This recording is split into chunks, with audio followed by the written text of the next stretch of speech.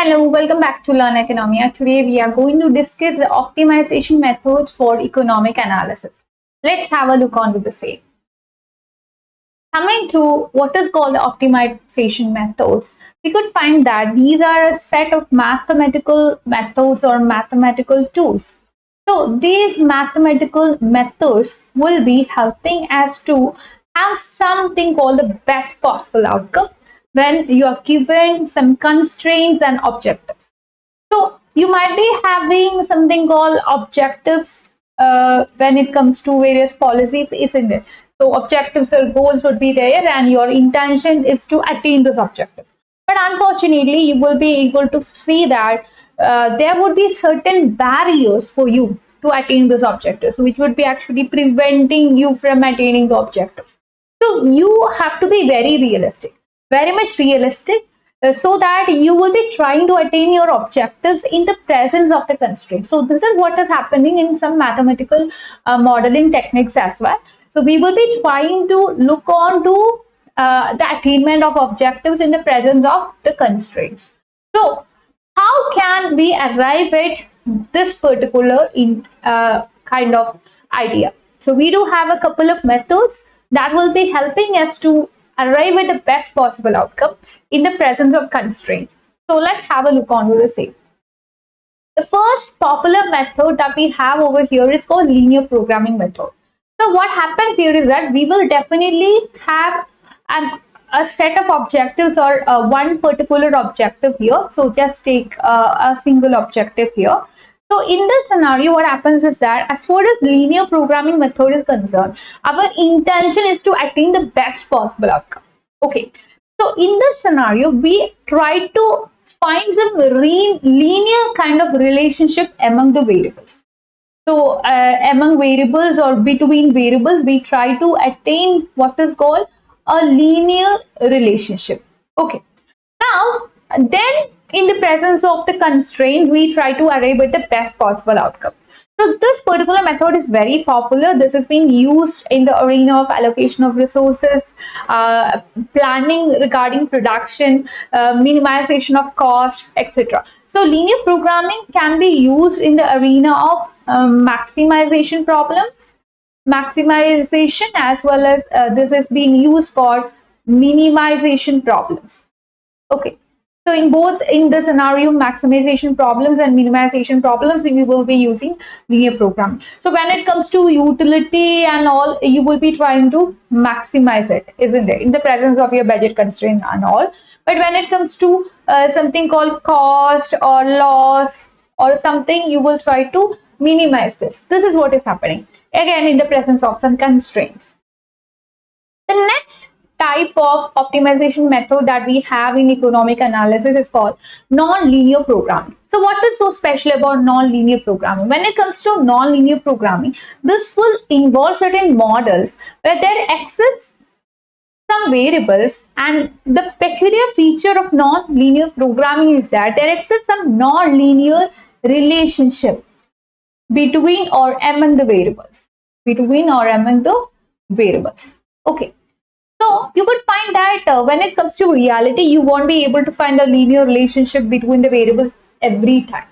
So for the same reason, non-linear programming is having little more connection with the reality, and for the same time, you could find that, and for the same reason, you could find that this non-linear programming is something which is identified to be complex.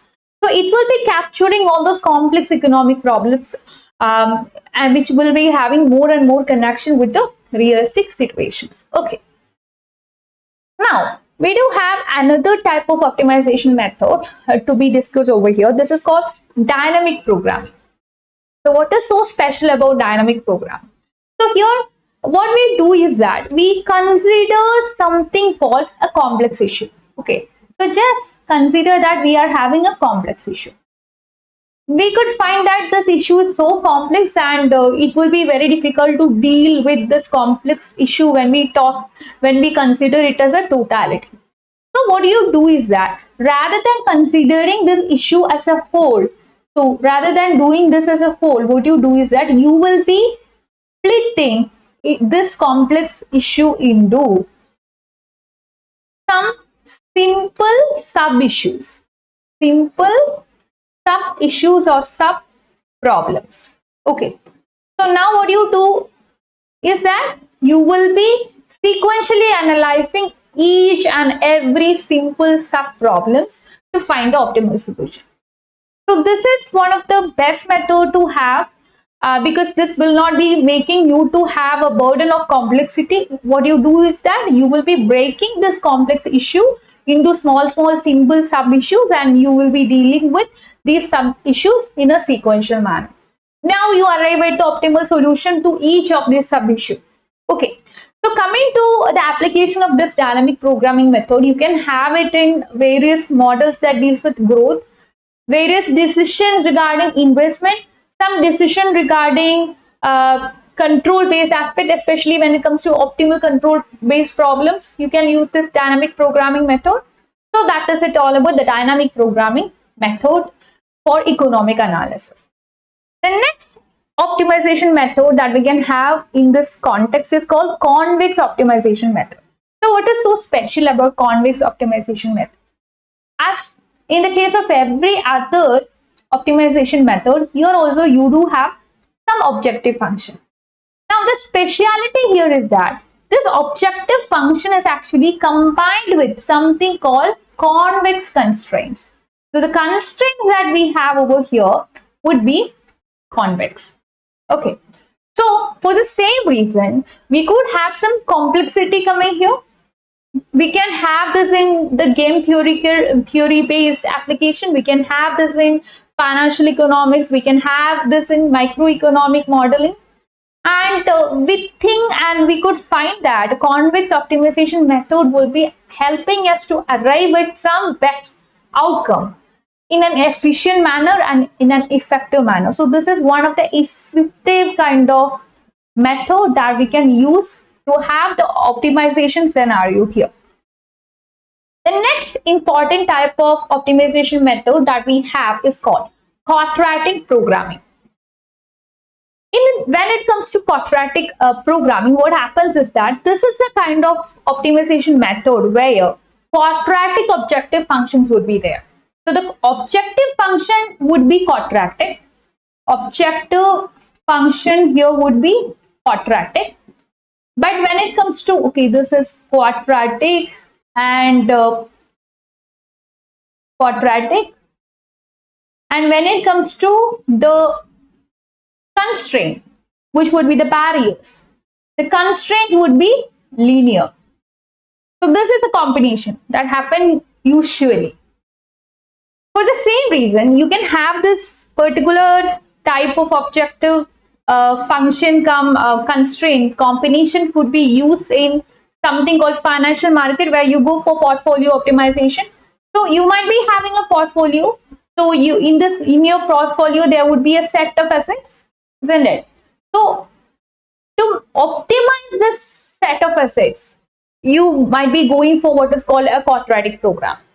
And also this will be helping you to manage your risk, because always what happens is that people are mostly risk averse. They would try to stay away from risk because they think that they will be losing all their money if there is some risk element. So they are trying to stay away from risk. They hate risk, isn't it? So they can also go for this quadratic kind of programming to arrive at the optimal solution. And also in production based planning models, also in certain such kind of models also you use this quadratic programming method. Now there is something called integer programming. So what is so special about integer programming? Integer programming is identified to be something which is helping you to deal with some issue where decision variables would be restricted to integer values. So when it comes to decision variables in certain contexts, the decision variables will be having a character. Variables will be having a character of integer values. Integer values. And when this is happening, it will be leading to several complications and complexities. In such context, what you can do is that you can go for integer programming method.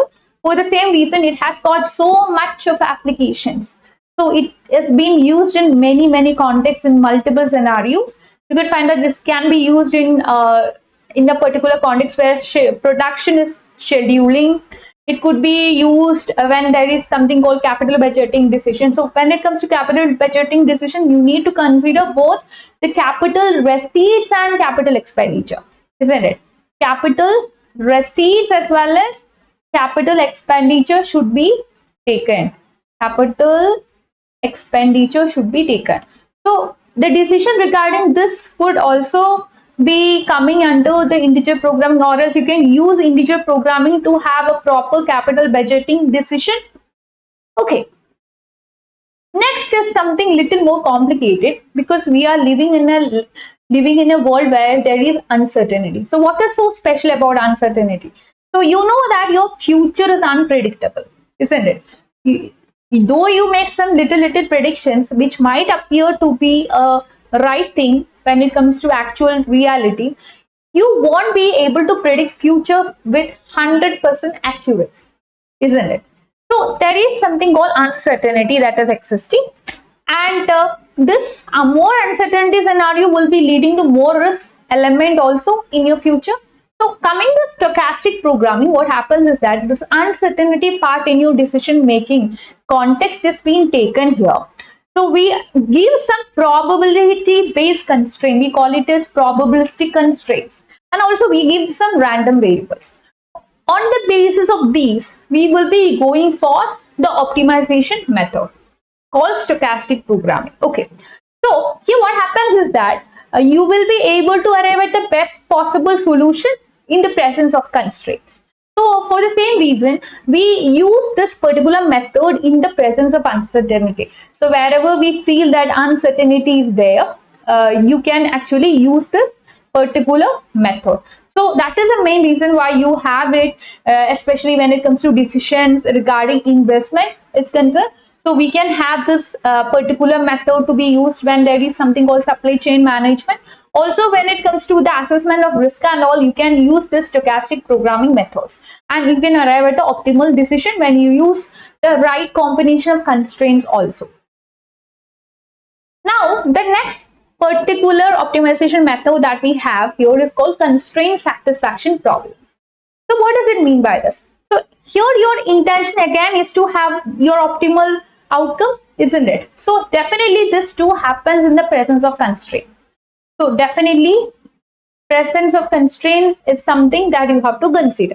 So you try to find your optimal outcome in the presence of constraint, and you satisfy the constraint. That is the basic thing that you are doing here. So you know that there is some constraint, or there is a set of constraint that is or that are present in front of you when you go for some particular goal or objective. So you accept these constraints. You think that okay, these constraints are there. You cannot make any changes in the constraints because it's there only. So what you do is that you accept these constraints and you say that I will definitely consider these constraints and then I move forward to arrive at the optimal outcome. So this is something that you can have in microeconomic analysis. This particular method of optimization is used in microeconomic analysis, where you go for something called allocation of resources, and also it happens in the negotiation modeling, like bargaining theories and all. These particular method is being utilized. So in short, what we could understand is that we could have a complex world, isn't it? Our world is so complex, and for the same reason, the decisions that we are supposed to make would also be very complex. In certain times, what happens is that we will be using all the available information, and based on this information, we will be making some decision. We call it as informed decisions, isn't it? So whenever we go for these informed decisions, again, we need to understand that some constraints are there, which might be appearing as some obstacles in our path to our path to our goals or path to our objectives, isn't it? So in certain cases, what happens is that there are certain trade-offs that will be existing in your life. When it comes to these optimization decisions, this will be helping us to model as well as evaluate some complex economic policies. So it will also help us to have something called proper and efficient and effective market mechanism. Definitely this would also help us to have some forecast.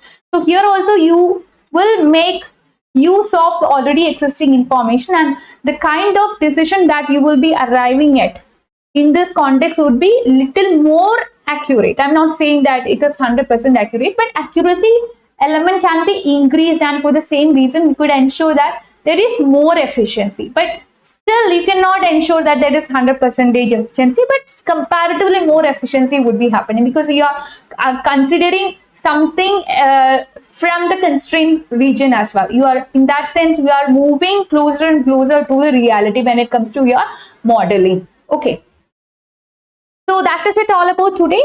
Actually, you can download the previous year question papers and answers, free study materials, live as well as recorded classes, and free MCQ based weekly tests. What you have to do here is just download the Learn Economia app. I'll be providing the link of the same in the description box. And also you can join our free Telegram community for the discussions and all. And that's it. You can like, share and subscribe to our channel for more videos. Thank you for watching.